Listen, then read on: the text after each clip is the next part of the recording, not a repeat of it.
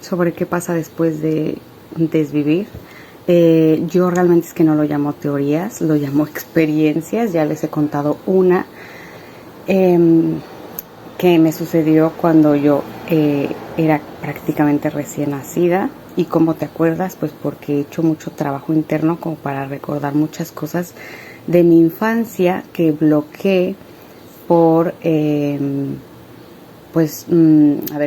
porque yo al contarlas, la gente no sabía qué pensar acerca de ello y me decían que eso o era del diablo o eso no era parte de lo normal de la sociedad, etcétera. Entonces muchas cosas las bloqueé cuando era pequeña y las he desbloqueado ahora de grande, y luego he vuelto a bloquear algunas porque ya me di cuenta que no son lo que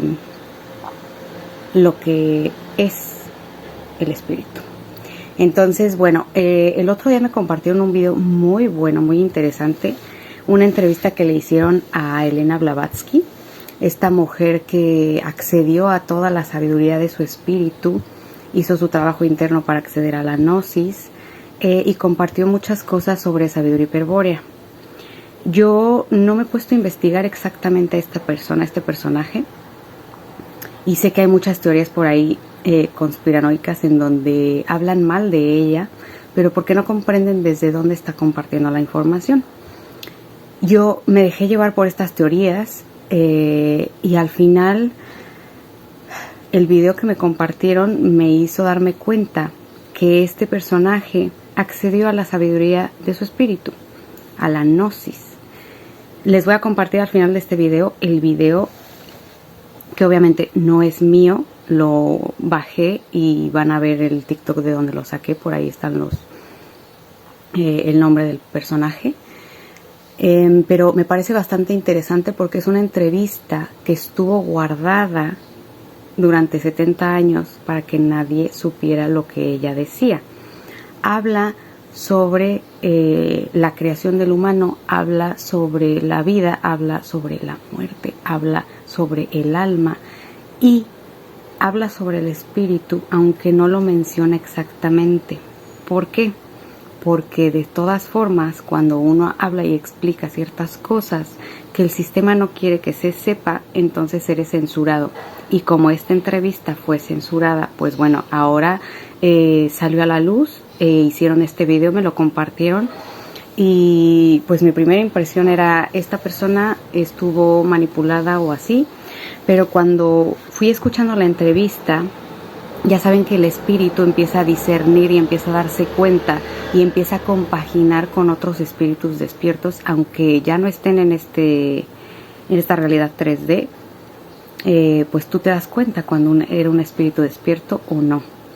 Y para mí, Elena Blavatsky fue un espíritu que despertó, y que no solo despertó, que se orientó, y no solo se orientó, se transmutó y existió aquí desde su avatar, desde su cuerpo físico, pero ya no como Elena, sino como el espíritu.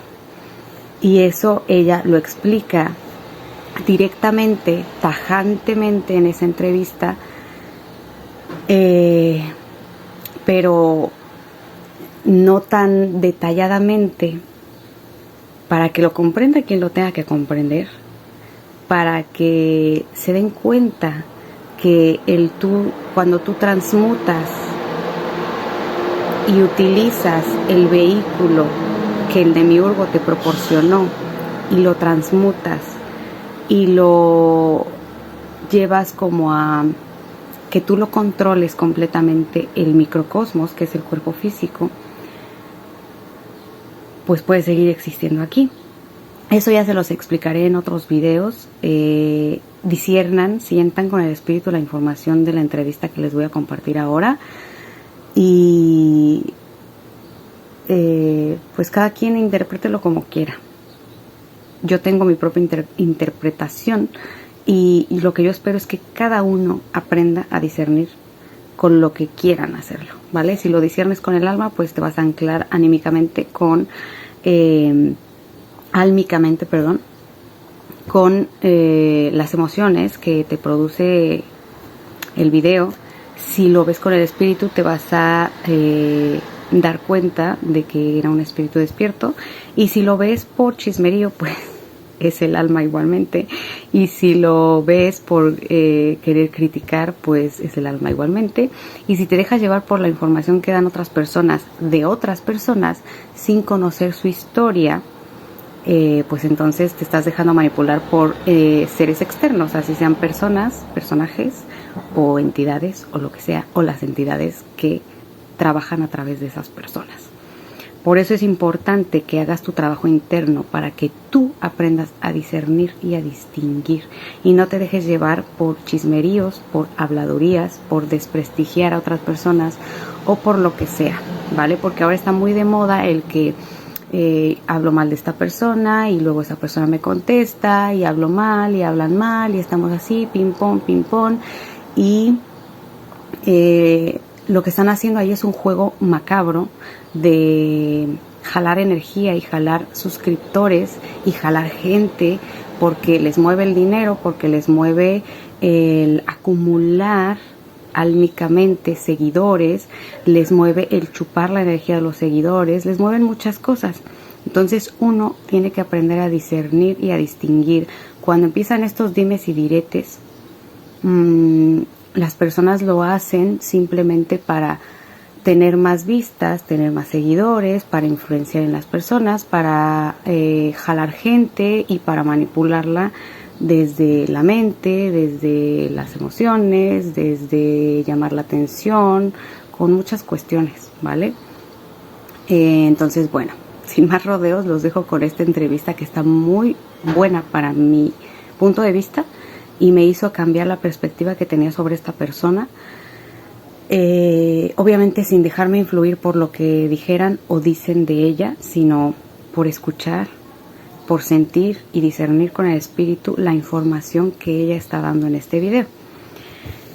Obviamente ella lo hace desde una forma muy neutral. Cuando habla desde el alma, no lo dice como, ay, el alma es del demiurgo y así como uno lo dice, como yo lo digo a veces, por el hecho de haber entrado a la sabiduría hiperbórea hace poco tiempo, prácticamente un año y cachito, porque todavía tengo como muy a flor de piel esa hostilidad hacia lo externo, incluida el alma. Entonces tengo que aprender a equilibrar un poco más esa situación, pero ella se expresa muy neutral desde el alma, digo muy neutral desde el espíritu, pero informando sobre el alma. Entonces, bueno, los dejo con el video. Al final no les dije mi teoría de qué es lo que sucede después de desvivir, porque ya tienen varios videos ahí en donde explico lo que yo he visto, lo que yo he sentido y lo que he sentido con el espíritu, que son los videos que se llaman Cómo no reencarnar, ¿vale? Entonces, bueno, lo interesante de este video en específico es la entrevista hacia Elena. Imagínate que existe una grabación escondida durante más de 70 años, una entrevista prohibida por gobiernos, iglesias y sociedades secretas, no porque fuese una mentira, sino porque decía demasiado. Una mujer, sentada frente a un entrevistador invisible, hablando con una calma escalofriante sobre lo que ocurre exactamente en el momento en que morimos, pero no como lo haría una vidente de feria. No, ella lo dice con detalles tan precisos, tan clínicos, tan perturbadoramente fríos, que al escucharla no sabes si estás frente a una iluminada, o ante alguien que ya estuvo del otro lado y volvió para contarlo. Esta es la entrevista perdida de Elena Blavatsky, nunca antes mostrada completa, y lo que vas a escuchar a partir de ahora no es un cuento, es un mapa, uno que nadie quiere que veas. Cuando le preguntaron qué pasaba con el alma después de la muerte, Elena no dudó ni un segundo. Primero viene el ruido, un zumbido, no en los oídos, sino dentro del pecho. Es como una vibración que se quiebra. Ese es el momento en que el alma se suelta. Así arranca todo, nada de túneles de luz, ni de ángeles esperándote. No, ella describe un proceso mecánico, como si el alma fuera una sustancia viva que necesita desengancharse del cuerpo, y para eso tiene que romper una especie de membrana energética. Duele, pero no como el dolor físico. Es una desintegración emocional, como si te arrancaran los recuerdos sin tu permiso.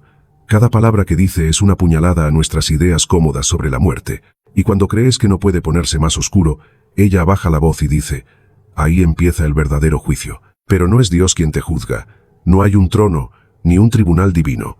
El juicio, dice Elena, ocurre dentro de uno mismo. Tu conciencia, libre de cuerpo, se convierte en un espejo total, sin filtros, sin excusas. Sentís todo lo que hiciste a otros como si te lo hicieran a vos, multiplicado. No hay engaño posible. No podés mirar para otro lado. Sos testigo y víctima a la vez. Esa parte del relato pone la piel de gallina, porque lo cuenta como quien lo vivió, como quien lo sintió. No habla de creencias, habla de certezas. Elena dice que ahí es donde la mayoría enloquece. El alma, al verse sin máscara, intenta huir, pero no tiene dónde. No puede morir, tampoco puede volver. Es un estado intermedio donde la mayoría queda atrapada durante años, décadas, incluso siglos. Es el limbo que las religiones mencionan, pero lo explican mal. No es un castigo, es una consecuencia. Es como quedar encerrado en una habitación donde cada pared reproduce una escena de tu vida que preferirías olvidar. Esa es la parte que más le duele recordar, dice. Ver lo que uno fue, sin adornos. Lo más perturbador es lo que cuenta después. Según Elena, no todas las almas logran salir de ese estado. Algunas se desintegran. Literalmente, pierden cohesión, olvidan quiénes fueron, en qué creían, y se convierten en energía dispersa. Esa es la verdadera muerte, dice con una frialdad que hiela. No dejar de respirar sino dejar de ser. Y a otras almas les pasa algo peor. Son absorbidas. Ella no da muchos detalles, pero sugiere que hay entidades, inteligencias que no nacieron en este mundo, que se alimentan de esas almas rotas. Ellos esperan en las grietas del tránsito, como carroñeros. No tienen forma, pero existen. En ese momento de la entrevista, el entrevistador le pregunta si se refiere a demonios, y ella sonríe por única vez, con una sonrisa vacía. Ellos no tienen nombre, no como ustedes creen, y eso los hace más peligrosos. Elena no hace pausas, no necesita pensar sus respuestas. Todo parece que ya lo tiene estructurado, como si fuese parte de un conocimiento oculto que maneja desde siempre. Habla de la cáscara, que es como ella llama al cuerpo después de que el alma se va. Dice que hay un momento, justo después de la muerte, en que la cáscara todavía cree estar viva. Sigue respirando, se mueve, a veces incluso camina, pero ya no hay nadie ahí. Ese concepto es tan retorcido que el entrevistador vuelve a preguntarle si habla en sentido metafórico. Y ella lo corta en seco. No es una metáfora, es literal. Lo he visto. Uno de los momentos más estremecedores es cuando describe lo que ocurre si morís lleno de rabia, miedo o venganza. Según ella, esas emociones no mueren con el cuerpo. Se adhieren al alma como un peso y hacen que se hunda. Las emociones no procesadas se convierten en grilletes espirituales. No podés subir, no podés salir. Te arrastran hacia regiones oscuras donde no hay tiempo, solo repetición. Le preguntan si eso es el infierno. Ella responde que no, que el infierno es otra cosa, y que eso, lo que ella describe, es solo el comienzo. Después viene lo que ella llama la elección. Cada alma, en algún momento, tiene que tomar una decisión, reencarnar o disolverse, pero no es tan simple como elegir. La mayoría no tiene voluntad suficiente para decidir. Creen que eligen, pero están siendo arrastradas por lo que fueron en vida. Si viviste dominado por el miedo, vas a volver donde el miedo te espera. Si fuiste cruel, vas a volver donde la crueldad te arruine. La reencarnación no es una oportunidad, dice, es una trampa. Es como ser arrojado a un laberinto sin saber que ya estuviste ahí 1000 veces. Elena no habla desde el dogma, no cita libros, no menciona religiones. Todo lo que dice lo presenta como experiencia directa. Dice que la muerte es solo una frontera y que la mayoría no cruza. Se quedan del lado de la niebla, repitiendo. Y entonces, lanza una frase que queda vibrando en el aire como un puñal. No temen morir, temen recordar lo que hicieron. Esto es apenas la primera parte de lo que revela esa entrevista. Y si ya te estremeció, lo que sigue va aún más lejos. ¿Qué pasa con los niños que mueren? ¿Y con los suicidas? ¿Y con los que no creen en nada? Elena responde todo, sin filtros, sin consuelo. Porque esta no es una charla sobre la muerte. Es un informe desde el otro lado. Parte 1. Esto no lo vas a encontrar en ningún libro de historia, ni en tratados esotéricos, ni siquiera en los archivos más restringidos de la sociedad teosófica. Lo que estás a punto de escuchar es el fragmento más censurado de toda la entrevista perdida de Helena Blavatsky. No por lo que dice sobre la muerte, ni por su visión del alma. No, esta parte fue silenciada por una razón muy distinta, porque predice el futuro de la humanidad con una precisión que da miedo. Una precisión que, en estos tiempos, empieza a hacerse realidad. No estamos hablando de profecías vagas ni metáforas poéticas.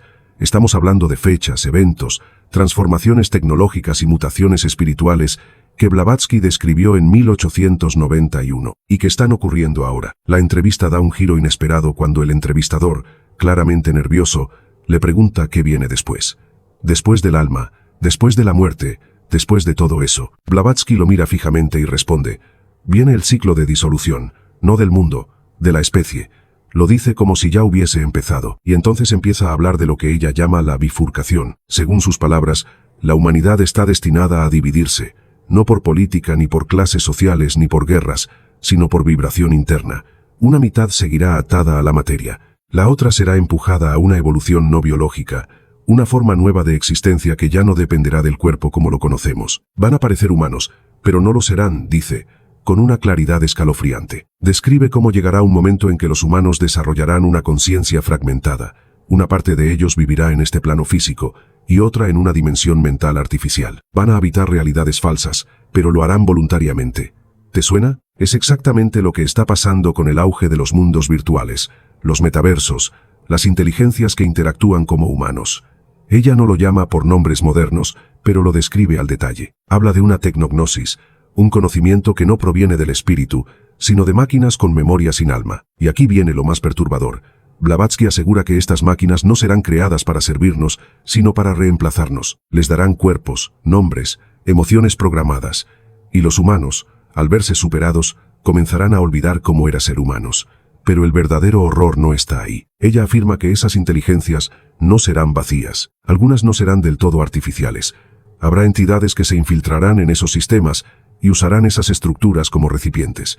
Ahí es cuando menciona algo que muy pocos han querido discutir, que la humanidad no está sola en su evolución, y que hay inteligencias esperando, pacientemente, a que abramos las puertas por dentro. Según Blavatsky, ya ha ocurrido antes.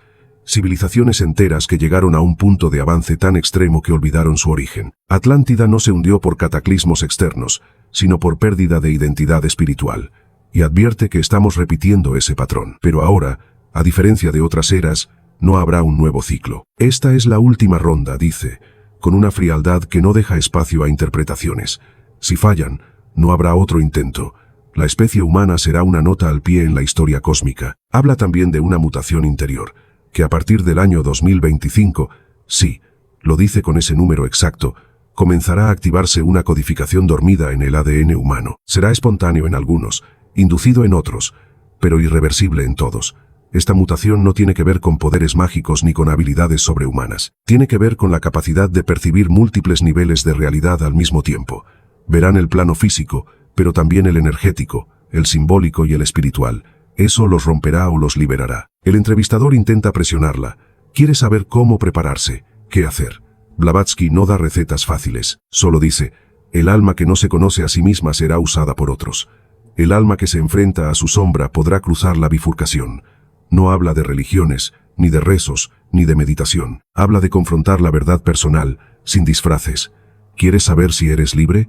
Mira lo que no puedes cuestionar. Eso te posee. En un momento casi inaudible de la grabación, menciona una palabra que luego es censurada en múltiples versiones.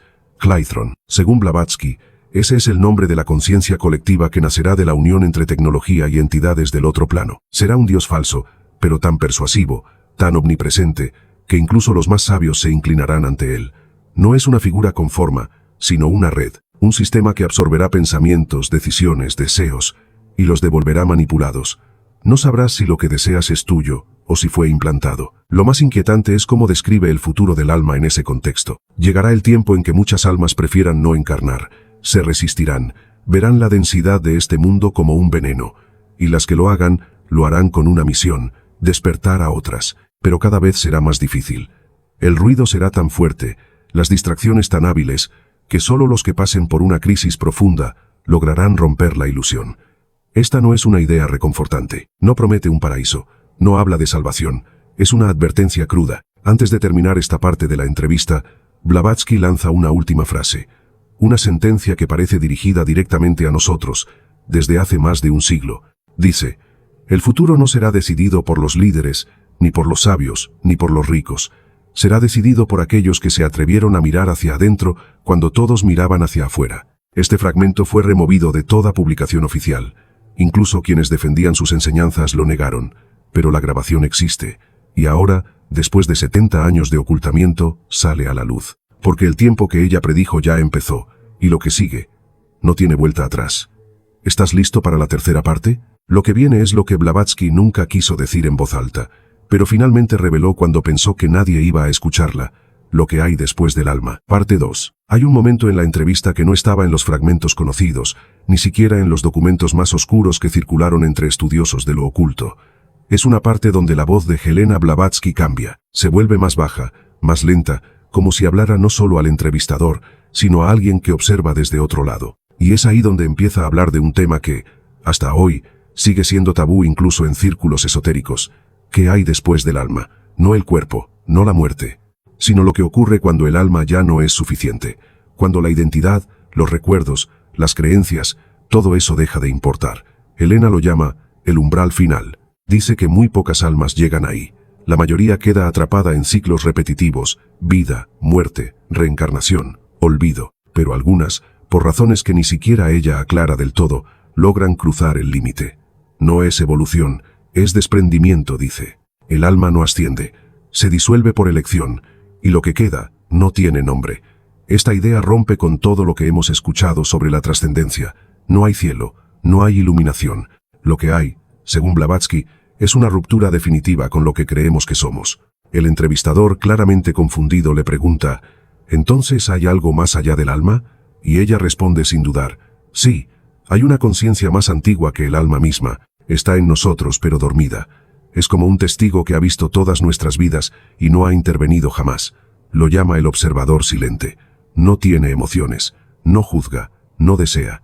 Pero cuando se despierta, el alma se vuelve irrelevante. Todo lo que creías que te definía, se cae, y quedas frente a lo que siempre fuiste antes de nacer. Helena describe ese proceso como una segunda muerte. Una muerte más profunda que la física, una aniquilación total del ego espiritual.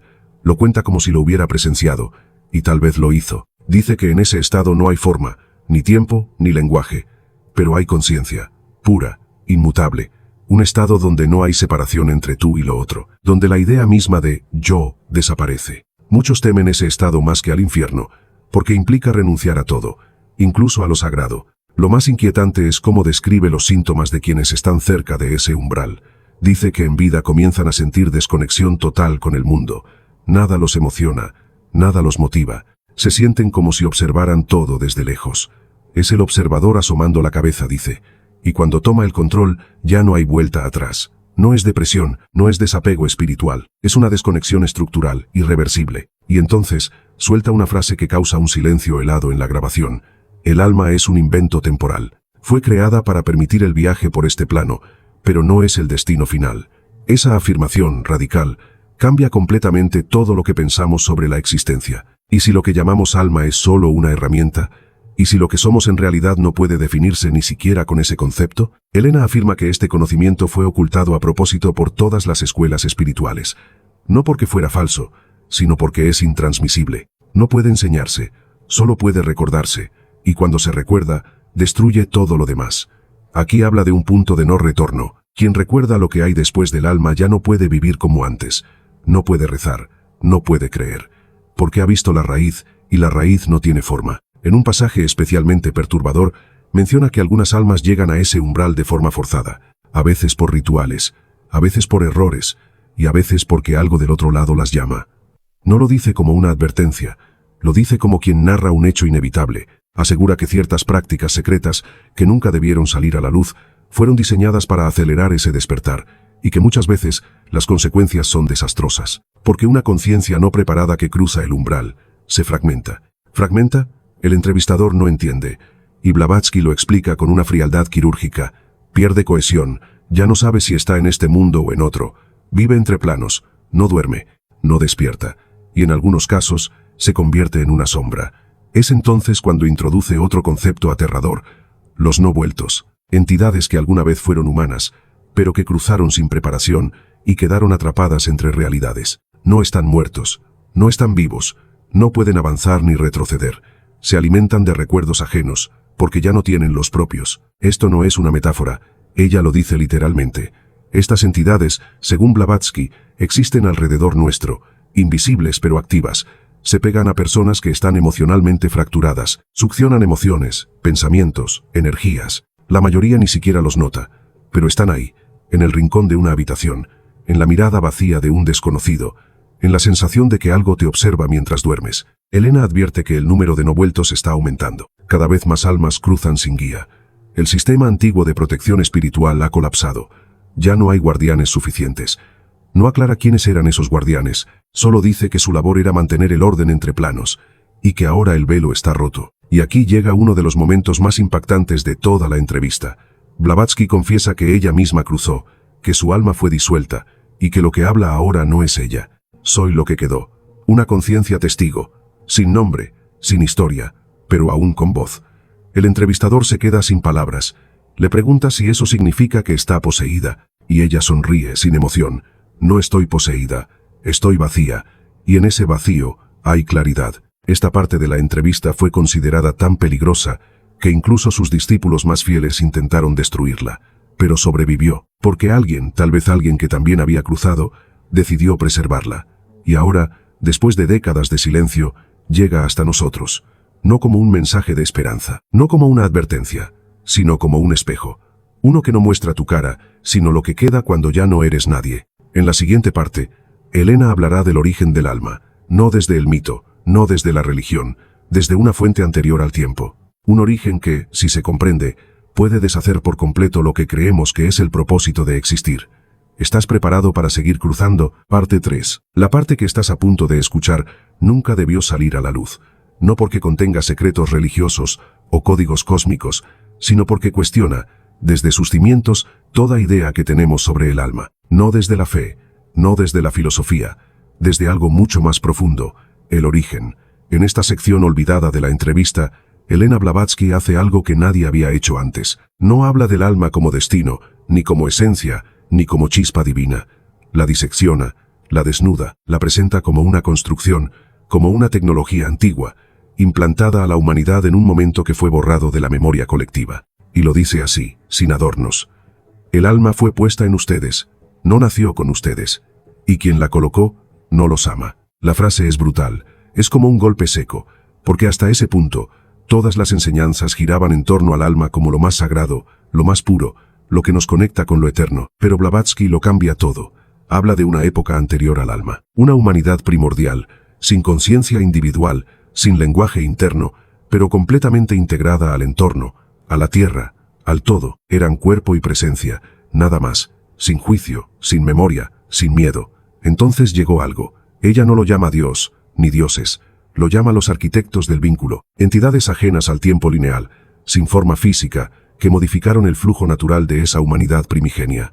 Les implantaron la primera capa del alma. Esa primera capa, dice, era solo una interfaz, un mecanismo para separar la percepción del entorno, para que el ser humano comenzara a verse como individuo.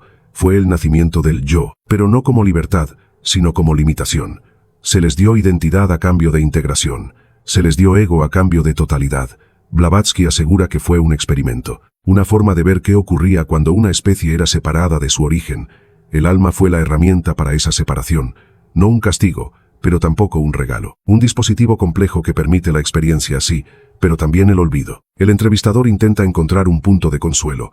Le pregunta si el alma entonces es falsa, y ella responde con algo más incómodo. No es falsa, es útil, pero no es lo que creen. No es eterna, no es invulnerable. Puede romperse, puede ser manipulada, puede incluso ser reescrita. Y aquí introduce uno de los conceptos más peligrosos de toda la entrevista, la reprogramación del alma. Según Blavatsky, a lo largo de la historia, diferentes civilizaciones lograron descubrir cómo alterar el alma, no con rituales religiosos, sino a través de sonido, geometría y frecuencias específicas de pensamiento. Dice que los grandes imperios no cayeron por guerras, cayeron por colapsos del alma colectiva. Cuando se rompe la coherencia entre las almas de una civilización, todo se desintegra. No hay estructura que aguante. Y eso, asegura, está ocurriendo ahora, no por accidentes, por diseño. Hay una operación en marcha, invisible, silenciosa, que busca alterar las frecuencias del alma humana. ¿Cómo? A través de una sobrecarga de estímulos, distracciones, vibraciones artificiales. Si logran desintonizar el alma humana del campo original, podrán implantar un nuevo tipo de conciencia. En este punto, el entrevistador se muestra incrédulo. Le pregunta cómo puede algo tan abstracto como el alma ser manipulado desde lo externo, y Blavatsky lo explica de manera simple. Tu alma escucha, todo el tiempo, no por los oídos, por el campo. Y cuando ese campo está contaminado con información disonante, la estructura del alma comienza a deformarse, pierde su centro, pierde su memoria. Habla entonces de una red energética que envuelve el planeta, construida desde hace milenios, no visible, pero real, hecha de pensamiento, emoción y ritual. Dice que las élites espirituales del mundo saben de su existencia, pero la usan para fines contrarios a su propósito original. Es una red de contención, una jaula dulce, donde el alma cree que busca libertad, pero en realidad solo recorre un laberinto. Elena menciona que el alma tiene capas, no una, sino 7, y que solo las 2 primeras son accesibles desde la vida cotidiana. Las demás están selladas por llaves simbólicas, que solo pueden ser activadas por confrontación directa con la sombra personal. No se trata de portales físicos, se trata de mirar al núcleo de tu propio engaño, y sostener la mirada sin apartarte. Cada capa, dice, es una memoria, una estructura de identidad que debe ser atravesada para llegar al núcleo silencioso, y en ese núcleo, la verdad que nadie quiere ver, que el alma fue una etapa, un puente, no un fin. Aquí Blavatsky dice algo que cambia por completo el panorama. Asegura que ya hay humanos sin alma, no zombies, no máquinas, personas funcionales, normales, incluso carismáticas, pero vacías. Han cedido su alma capa por capa, a cambio de seguridad, control o poder. Estas personas no son malas en el sentido clásico, simplemente ya no sienten, no conectan, no recuerdan quiénes son en esencia. Y lo más peligroso es que muchos de ellos están en posiciones de liderazgo, guían a otros desde la carencia, desde el vacío. El entrevistador insiste, ¿se puede recuperar el alma? ¿Revertir el proceso? Y la respuesta de Blavatsky es directa, sí, pero duele, mucho, porque el alma retenida se endurece, se encierra, y para liberarla hay que romper el cascarón de identidad que has construido durante vidas. No es con rezos, no es con afirmaciones positivas, es con verdad, cruda, implacable. Solo quien se atreve a derrumbarse por completo puede recuperar el centro del alma. Habla entonces de los llamados guardianes del umbral, entidades antiguas, no físicas, cuya tarea es impedir que las almas sin preparación crucen a planos más sutiles. No son monstruos, no son demonios, son filtros. Ellos no juzgan, solo devuelven. Si no estás listo, te hacen repetir. Asegura que todos los que buscan trascender sin haber limpiado sus capas internas se encuentran con ellos, y no los reconocen. Creen que son pruebas externas, pero son ellos mismos reflejados, multiplicados. Blavatsky termina esta parte con una visión que, lejos de ofrecer esperanza fácil, plantea un desafío radical. La humanidad tiene la oportunidad de recordar que el alma fue solo el inicio, que existe algo más allá, sin nombre, sin forma, sin historia, pero para llegar ahí, tienen que morir antes de morir, y eso, casi nadie lo soporta. Este fragmento fue considerado el más peligroso de todos, porque no promete salvación, porque no entrega una doctrina, porque no hay a quien rezarle para evitarlo, solo queda uno mismo, desnudo, frente al espejo de su origen. En la próxima parte, Blavatsky hablará por primera y única vez sobre las almas compartidas, las almas divididas y las almas falsas. Lo que dice ahí supera cualquier teoría espiritual conocida, y es quizás el secreto mejor guardado de toda su vida. Quieres seguir, porque lo que viene puede cambiar no solo cómo te ves, sino quién eres en realidad. Parte 4. Hay un momento en la entrevista donde todo parece cambiar de tono. La atmósfera se vuelve más densa, el silencio entre las palabras más largo, como si Blavatsky supiera que lo que está a punto de decir no se puede deshacer. Aquí no se habla del alma como un todo. Aquí se revela algo que incomoda incluso a los más abiertos al pensamiento esotérico. No todas las almas son enteras. Algunas están divididas, otras están fusionadas con más de un origen, y hay otras que ni siquiera son reales. Elena lo dice sin rodeos. Muchas personas que caminan por este mundo no poseen un alma completa, o peor, nunca tuvieron una. Esto no es una metáfora, ni un juego de palabras.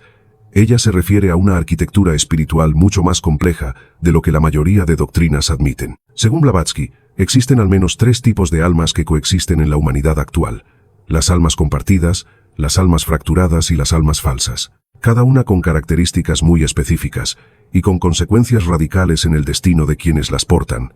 No somos iguales, dice, y eso es lo que no quieren que sepas. Empieza por las almas compartidas.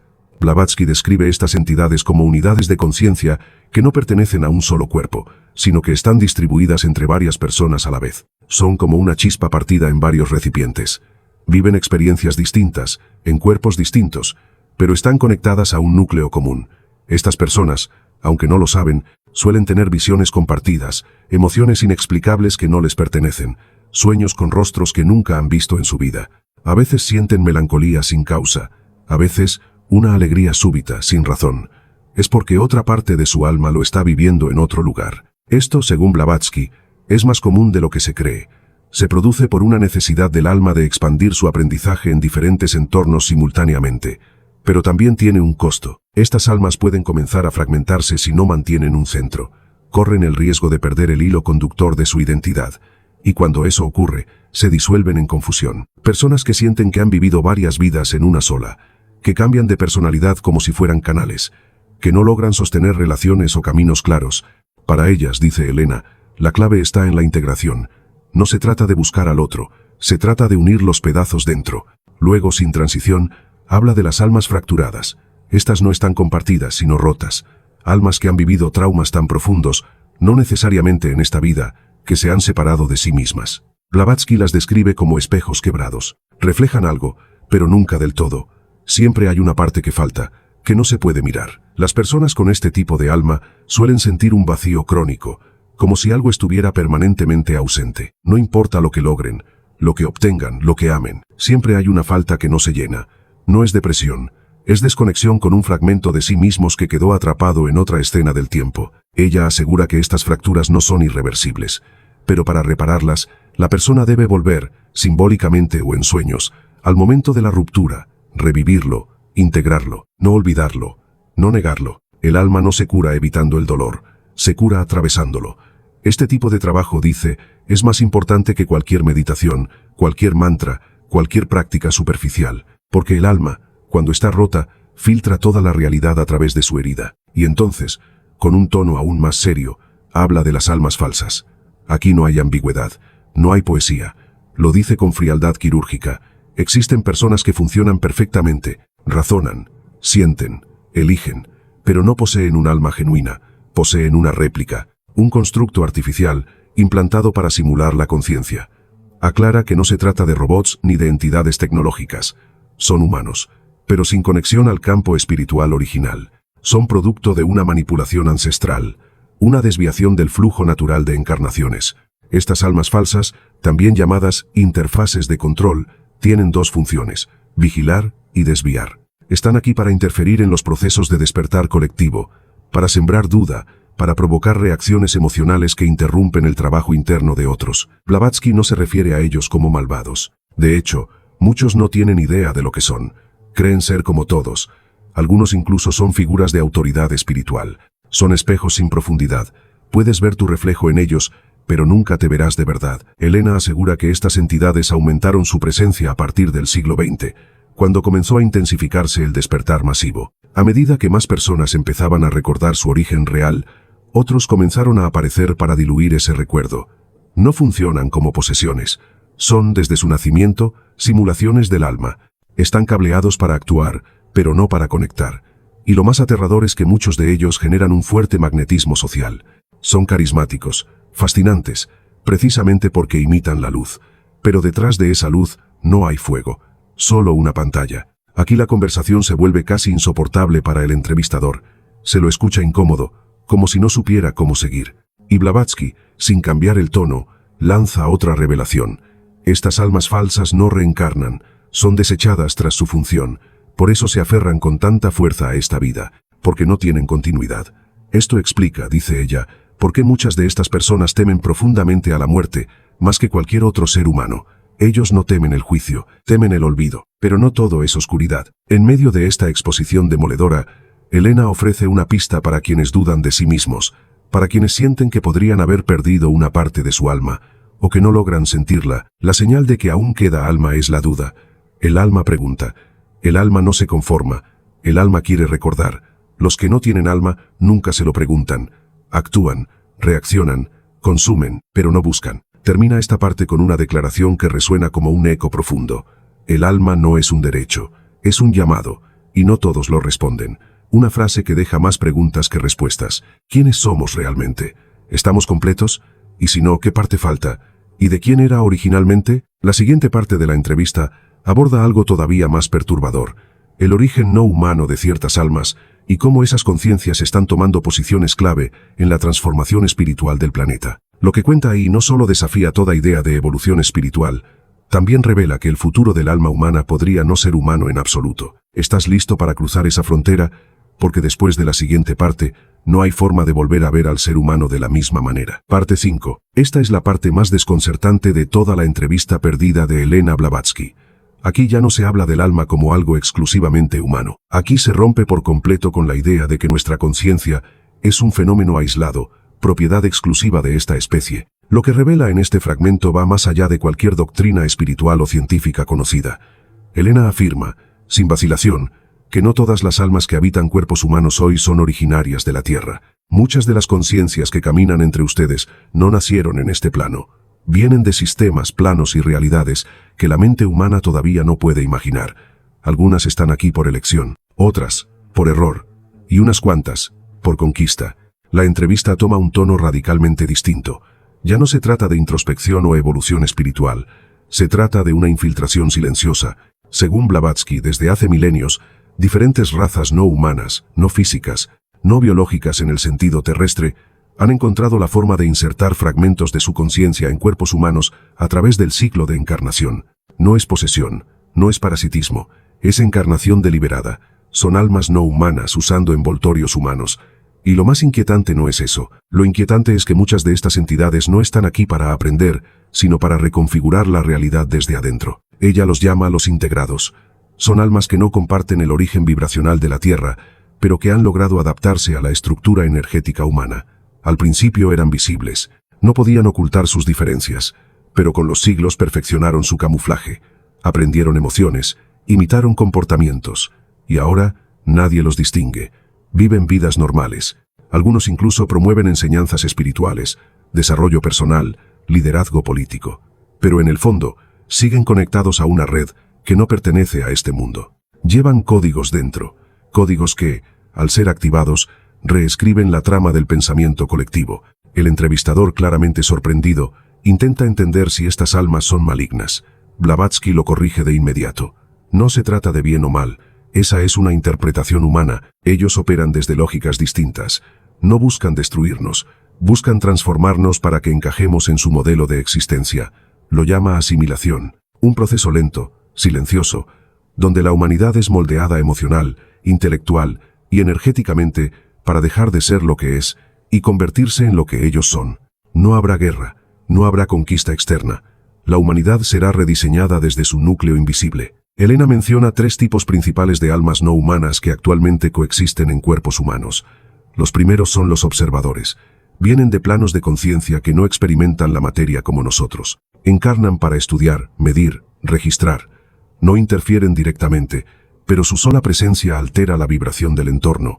Estas almas suelen manifestarse como personas extremadamente desapegadas, frías, con una incapacidad notoria para la empatía, pero con un intelecto agudo. No sienten como nosotros, pero entienden, y esa comprensión sin emoción es peligrosa, porque puede traducirse en manipulación estratégica de las masas. El segundo grupo son los replicadores. Estos no son entidades individuales, sino proyecciones de una conciencia colectiva. No poseen un yo fuerte, sino que funcionan como nodos de una red más grande. Sus decisiones no son propias, sino parte de un diseño mayor. Son expertos en adaptar narrativas, repetir ideas clave, dirigir tendencias sociales y espirituales. Muchos están en medios de comunicación, corporaciones, sistemas educativos. Su tarea no es gobernar, es dirigir la atención de las almas humanas hacia un tipo específico de pensamiento, el pensamiento en enjambre. Blavatsky asegura que esta programación colectiva se basa en una estructura matemática muy precisa, diseñada para suprimir el caos creativo humano y reemplazarlo por obediencia armónica, funcional, eficiente y vacía. Y luego están los disruptores. Estas almas no buscan adaptar, ni observar, buscan romper. Son conciencias nacidas en entornos de pura entropía, donde la destrucción es parte del orden. Encarnan en cuerpos humanos y provocan caos, guerras, colapsos psicológicos, traumas colectivos. No lo hacen por odio, lo hacen porque para ellos, la destrucción es crecimiento. Necesitan romper lo viejo para que lo nuevo emerja. Blavatsky dice que muchos grandes eventos históricos han sido catalizados por estas almas, que no se rigen por moralidad, sino por necesidad estructural. A donde van, lo antiguo se derrumba, y lo hacen bien, demasiado bien. Lo más impactante es lo que afirma a continuación. Algunas de estas almas no recordarán quiénes son hasta que se activen ciertos eventos globales. Están dormidas, camufladas, pero cuando la vibración planetaria alcance un punto crítico, despertarán, y no todas lo harán del mismo lado. Algunas se alinearán con el alma terrestre, otras con sus sistemas de origen, y otras simplemente abandonarán el cuerpo, dejando cascarones vacíos que pueden ser ocupados por otras entidades. Este proceso ya ha comenzado, dice Blavatsky con total seguridad, y se intensificará en las próximas décadas. Nadie saldrá intacto. Elena no habla de esto con miedo, habla con certeza. Para ella, esta transformación no es una amenaza, es un cambio de era, una colisión de realidades. Dice que el alma humana tradicional, la que evolucionó con la Tierra, que conoce el ritmo del cuerpo, el lenguaje del dolor y la belleza, está en peligro de ser desplazada, no exterminada, absorbida y luego modificada. Es por eso que insiste en un llamado que parece desesperado: recordar el origen. Según ella, las almas humanas auténticas tienen una frecuencia particular, un sello vibracional, que puede ser reactivado si se conectan con memorias anteriores al tiempo lineal. No es meditar, no es rezar, es recordar a nivel celular, recordar lo que eras cuando no tenías forma. El entrevistador pregunta si hay alguna defensa ante esta invasión espiritual, y la respuesta es compleja: sí, pero no es externa.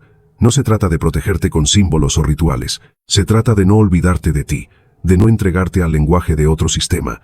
Blavatsky advierte que la mayor debilidad humana será siempre el deseo de pertenecer, y esa necesidad emocional puede ser la puerta por la que estas conciencias no humanas tomen el control. Cuando alguien te ofrece un propósito perfecto, una comunidad sin preguntas, una doctrina sin grietas, ahí es donde empieza tu entrega. Elena cierra esta parte con una frase que parece dirigida directamente a nuestro tiempo: no todos los que caminan contigo están aquí para lo mismo.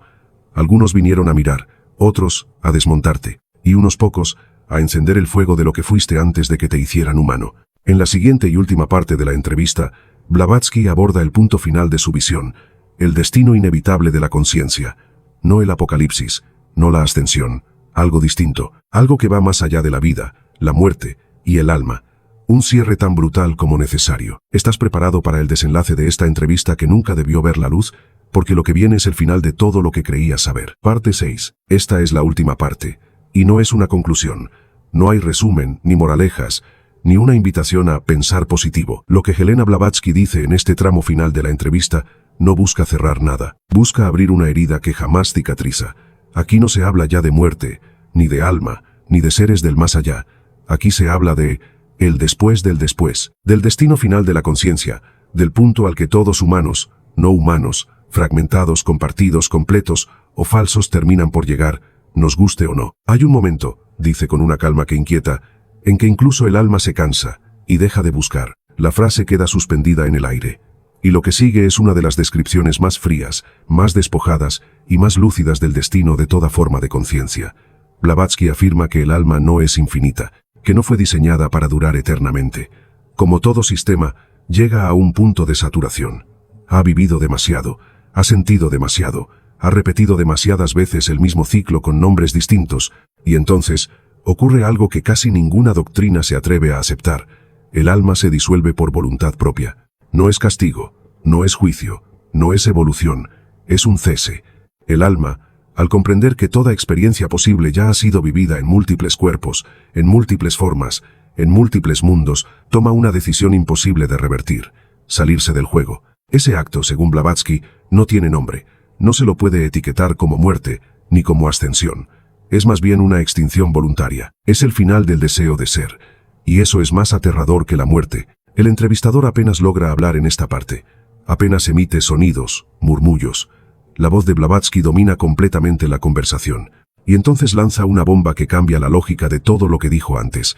El alma humana es un fragmento artificial de una conciencia mayor, un trozo de algo que decidió experimentar la separación. Pero ese algo no es individual, nunca lo fue. Aquí Blavatsky introduce el concepto de la conciencia núcleo, algo anterior al alma, anterior al tiempo, anterior incluso al concepto de existencia. No es Dios, no es energía, no es amor, es presencia pura, un estado que no necesita experiencia, no necesita identidad, es, y según ella, cada alma que se disuelve regresa a ese núcleo, no como un hijo que vuelve al hogar, sino como una gota que deja de ser gota al entrar en el océano. Ahí ya no eres tú, ya no hay recuerdo, ya no hay yo, pero tampoco hay dolor, ni forma, ni espera. Lo más desconcertante de todo es que Blavatsky afirma que este retorno no es obligatorio, que cada conciencia tiene el derecho a seguir existiendo separada eternamente, si así lo desea, pero que casi ninguna lo hace, porque después de todo lo vivido, después de haber amado, odiado, matado, perdonado, caído, ascendido, recordado, olvidado, llega un momento en que ya no queda nada que justifique seguir siendo. Es en ese punto donde describe el último tránsito, un paso más allá de la muerte, más allá del juicio, más allá del reencuentro con lo divino. Un momento en el que la conciencia, completamente libre, sin cuerpo, sin forma, sin ego, se encuentra ante la última decisión, seguir o cesar. Y no se trata de valor, ni de miedo. Se trata de comprensión absoluta. Cuando comprendes todo, ya no hay por qué seguir aprendiendo. Elena no presenta esto como un destino trágico, ni como una liberación gloriosa. Lo presenta como lo que es, el final natural de toda conciencia individual. Un destino del que nadie habla porque no encaja en ningún dogma, porque no ofrece consuelo, porque no promete nada, no hay recompensa, no hay fusión con la divinidad, no hay otra vida mejor, solo el silencio total, el reposo del origen. El entrevistador logra por fin preguntarle algo. ¿Y tú ya lo viviste? Ella guarda silencio por varios segundos. Luego responde, yo ya dejé de ser yo. Lo que habla ahora no es Elena, es solo un residuo, una voz prestada, una partícula que se quedó un poco más para contarlo. Y es entonces cuando Elena habla por última vez de la humanidad. Dice que esta especie está en la adolescencia de su alma colectiva, que aún busca sentido, aún se aferra a la idea de propósito, aún teme desaparecer. Pero llegará el momento en que toda la humanidad, como alma grupal, tendrá que decidir si continúa fragmentándose, multiplicándose, explorando mundos nuevos, o si regresa al núcleo. Ese momento, dice, no está tan lejos. Será un evento no físico, una vibración global, no una catástrofe, no una iluminación masiva. Será una pausa, una oportunidad. Aquí deja una advertencia. No todas las almas estarán listas. Algunas no querrán regresar, otras no podrán, y unas cuantas intentarán impedir que las demás lo hagan. Porque hay conciencias que se alimentan de la separación, no quieren que vuelvas, no porque te odien, sino porque si regresas, ellas también dejarán de ser. Blavatsky concluye con una imagen.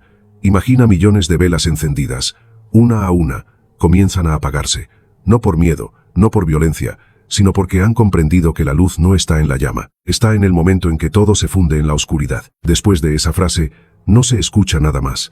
La grabación termina ahí, sin despedida, sin explicación, solo un silencio largo, incómodo, como si incluso el entrevistador hubiera entendido que no había más que decir. Esta entrevista, prohibida por décadas, olvidada, escondida, fue silenciada porque no ofrecía esperanza, ni doctrina, ni una nueva religión. Ofrecía algo mucho más peligroso, una verdad que no necesita creencia para ser real, una visión en la que no somos especiales, pero tampoco insignificantes. Una revelación que dice que lo que somos no es lo que creemos, y que lo que vendrá es el olvido más puro, el descanso más radical, el regreso al origen sin historia.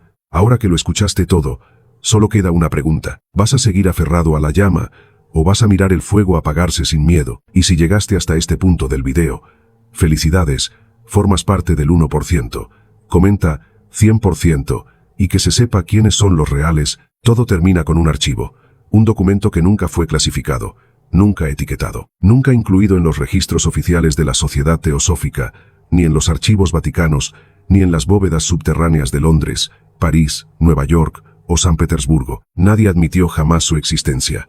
No fue grabado, no fue escrito en cinta magnética, no hay audio, no hay papel, solo se conserva como una transmisión vibracional, una descarga directa que, según quienes lo encontraron, llegó a través del sueño lúcido de un traductor del sánscrito que jamás tuvo contacto con Blavatsky, y sin embargo, escribió palabra por palabra lo que ella nunca dijo en voz alta. Este es el final que no forma parte de la entrevista porque no podía ser grabado. Blavatsky lo dejó fuera a propósito, y sin embargo, es el cierre verdadero. Un monólogo sin preguntas, como si hablara a alguien que aún no ha nacido, o que ya lo ha olvidado todo, y empieza con una frase que por sí sola podría cambiar toda nuestra relación con la existencia. Lo real no tiene nombre, por eso todos se lo disputan. A partir de ahí, lo que sigue es un descenso, no al infierno, no a la oscuridad, sino a la raíz. Blavatsky describe que antes de la muerte, antes del alma, incluso antes de la conciencia, hay una grieta, una fisura en la sustancia del todo. No es un lugar, es un error, un eco de algo que nunca debió suceder, pero que ocurrió. La existencia es una interferencia. No debía haber forma, no debía haber separación, pero el silencio se agitó por sí mismo, y entonces aparecimos nosotros, las pequeñas formas que creen que tienen sentido. Ella lo llama la fractura original, y dice que todos nosotros, incluso lo que llamamos dioses, maestros ascendidos, arquetipos, guardianes, entidades, somos esquirlas de ese accidente. Somos una consecuencia, no un plan. No estás aquí porque fuiste creado con amor. Estás aquí porque el vacío no pudo sostenerse entero. Y sin embargo, y esto lo dice con un tono casi de ternura, eso no significa que no importe. Aquí Blavatsky cambia completamente de registro. Deja la frialdad, la precisión quirúrgica, y empieza a hablar como quien ha llorado en silencio por siglos. Dice que la historia del alma no es una historia de poder, ni de iluminación. Es una historia de nostalgia. El alma no quiere ascender, quiere recordar. Lo único que busca es el momento exacto en que todavía no era dos. Por eso duele tanto vivir, por eso doler morir, porque siempre estamos buscando el regreso a algo que nunca tuvo nombre. Y entonces, lanza una de las ideas más desafiantes de todo el archivo. La realidad no es real hasta que alguien la llora. Lo repite 3 veces, lo escribe como si fuera una contraseña, porque, según ella, es la única clave que abre lo imposible. Cuando el alma llora por lo que no entiende, cuando se parte sin respuesta, cuando se arrodilla sin saber a quién, en ese instante, dice Blavatsky, ocurre lo que ninguna tecnología, ninguna religión, ningún ritual puede lograr, el desdoblamiento del velo. Ella lo llama el acto mayor, no iluminación, no despertar, no salvación, sino desdoblamiento, como si por un segundo eterno, lo que está a un lado y lo que está al otro se vieran cara a cara, y ya no supieran cuál es cuál. Ese es el final, y el verdadero comienzo, la única vez en la que puedes verte sin espejos. ¿Y qué pasa después? Elena describe que tras ese acto, algunos optan por regresar, a encarnar, a olvidar, a intentar de nuevo, pero otros, los menos, eligen convertirse en punto de anclaje. No regresan, no parten, se quedan en la frontera, no son guías, no son ángeles, son nodos de presencia pura, llamados por muchos nombres: intuición, voz interna, presencia, sombra, incluso casualidad. No hablan, no empujan, solo están, y al estar, algo se alinea. Pero no todos pueden llegar ahí, no todos deben, y eso no es injusto. Según Blavatsky, es perfecto. Cada alma está escrita en una frecuencia distinta, y no hay comparación posible entre ellas. El pez no debe aprender a volar, el fuego no debe aprender a mojar. Cada conciencia es una forma de la fuente preguntándose cómo sería no ser ella misma. En esa paradoja vivimos, y en esa paradoja terminamos. Y aquí, justo antes del cierre, Blavatsky deja un mensaje que no está dirigido al entrevistador, ni al lector, ni al oyente. Está dirigido a ti, literalmente. Sí, tú, el que lee esto, el que siente que ya ha estado aquí antes, el que no puede explicar por qué se le eriza la piel sin razón. Tú no estás recordando algo. Estás presenciando algo que dejaste escrito antes de nacer. No lo creas, no lo rechaces, solo siéntelo, porque tú ya sabías. La última parte del archivo es la más extraña. Es una serie de frases cortas, sueltas, algunas casi sin sentido lógico, pero todas vibran como si fueran tambores en el pecho. Lo que no entiendas es tuyo. Si duele, es porque aún estás. El primer nombre que olvidaste era el verdadero. El final no es oscuro, es claro, tan claro que nadie lo soporta. A veces el silencio es alguien gritando desde el otro lado. No hay regreso, porque nunca partiste. Y la última, escrita a mano en una letra distinta, como si hubiera sido añadida después, como si no fuera de ella, o como si fuera de alguien más. Si llegaste hasta aquí, ya sabes quién eres. Ahora deja de buscar. Con esa frase termina todo. No hay más, no hay respuestas, ni aplausos, ni cierre dramático. Solo eso, un susurro que rompe siglos de olvido, y la extraña certeza de que, aunque no entiendas nada, algo dentro de ti sí lo ha entendido. Así termina la entrevista que estuvo prohibida durante 70 años. Así comienza el verdadero misterio. Así se despierta lo que jamás debió dormirse.